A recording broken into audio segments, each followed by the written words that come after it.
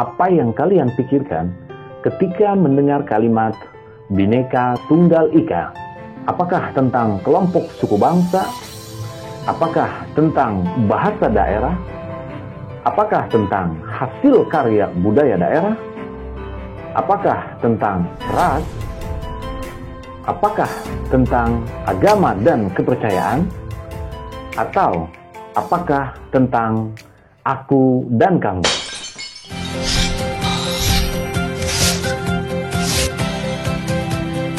Indonesia memiliki ribuan kelompok suku bangsa. Indonesia memiliki ribuan hasil karya budaya daerah. Indonesia memiliki ratusan bahasa daerah. Indonesia memiliki wilayah yang luasnya 50 kali lipat dari luas wilayah Korea Selatan. Indonesia terletak di antara dua benua besar. Indonesia terletak di antara dua samudra besar. Indonesia di dalamnya lebih dari satu ras, agama, dan kepercayaan. Dan di Indonesia di dalamnya terdapat aku dan kalian. Kalimat atau semboyan Bhinneka Tunggal Ika digunakan untuk menggambarkan persatuan dan kesatuan bangsa dan negara kesatuan Republik Indonesia yang terdiri atas beraneka ragam budaya, bahasa daerah, ras, suku bangsa, agama, dan kepercayaan. Lalu seperti apa aktualisasi pemahaman nilai-nilai Bhinneka Tunggal Ika? Yang pertama, aktualisasi di bidang politik. Aktualisasi di bidang politik Indonesia. Ketika pemilu atau pemilihan umum, setiap warga negara memiliki hak bersuara.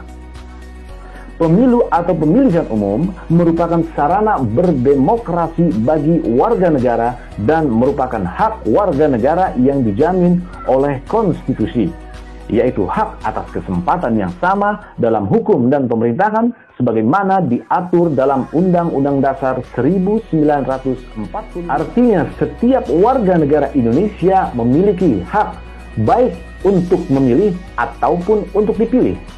Semua warga negara Indonesia memiliki hak yang sama dalam berpolitik. Dan setiap warga negara mempunyai hak dan kesempatan yang sama baik dalam pemilihan kepala daerah, baik dalam pemilihan anggota DPD, baik dalam pemilihan anggota DPR ataupun MPR, dan baik dalam pemilihan calon presiden dan wakil presiden. Persyaratan menjadi calon presiden dan wakil presiden bahkan tertuang dalam Undang-Undang Nomor 7 Tahun 2017 tentang Pemilihan Umum. Adapun syaratnya adalah sebagai berikut.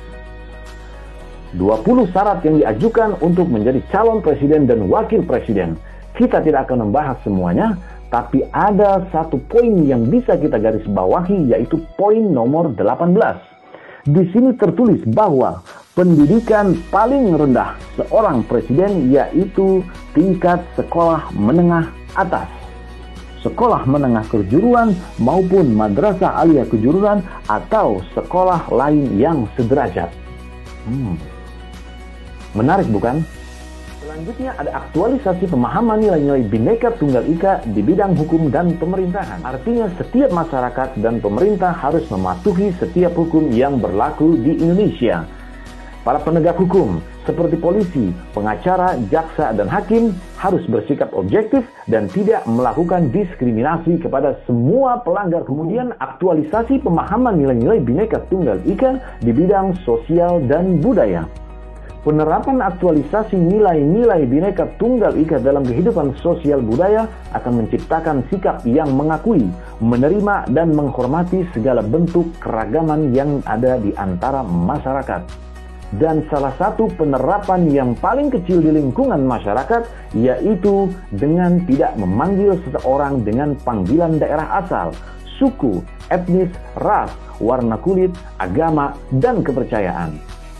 Dan aktualisasi pemahaman nilai-nilai Bhinneka Tunggal Ika di bidang sosial dan budaya diharapkan dapat menekan paham-paham sukuisme atau etnosentrisme suatu paham yang menganggap bahwa suku bangsanya lebih baik daripada suku bangsa lainnya. Yang selanjutnya ada aktualisasi pemahaman nilai-nilai Bhinneka Tunggal Ika di bidang pertahanan dan keamanan. Penerapan aktualisasi nilai-nilai Bhinneka Tunggal Ika dalam kehidupan pertahanan dan keamanan akan menumbuhkan kesadaran cinta tanah air. Sikap yang pertama ada bela negara. Nah, bela negara terkini atau yang aktual adalah upaya melakukan pemanfaatan teknologi dan digitalisasi dalam rangka mencegah disinformasi yang bisa memicu konflik atau yang biasa kita kenal sebagai hoax. Sebab itu bangsa ini harus mampu beradaptasi dan bersinergi agar tetap menjaga laju pertumbuhan dan pembangunan. Jika tidak, tak ayal roda disrupsi akan menggerus dan mengganggu seluruh elemen bangsa, khususnya generasi muda yang akan menjalankan tongkat estafet di masa yang akan datang.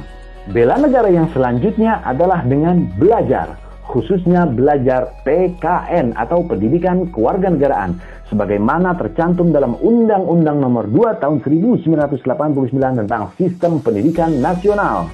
Penjelasan bahwa pendidikan bela negara dan pendidikan kewirausahaan termasuk dalam pendidikan kewarganegaraan yang tercantum dalam bab 9 pasal 39 ayat 2 disempurnakan dengan Undang-Undang Nomor 20 Tahun 2003 tentang Sistem Pendidikan Nasional, dan bahkan mata pelajaran PKN atau pendidikan kewarganegaraan menjadi mata pelajaran wajib di setiap jenjang pendidikan.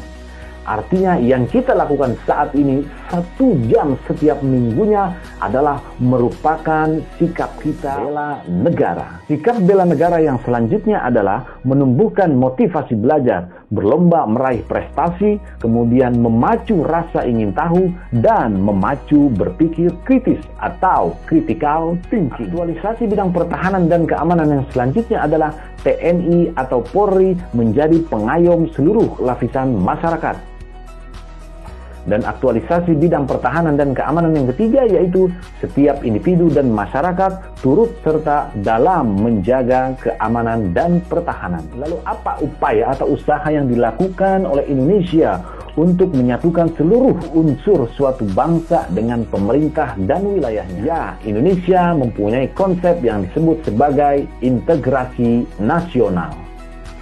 Integrasi nasional berarti pembauran suatu bangsa hingga menjadi kesatuan yang utuh dan bulat hingga memiliki identitas nasional.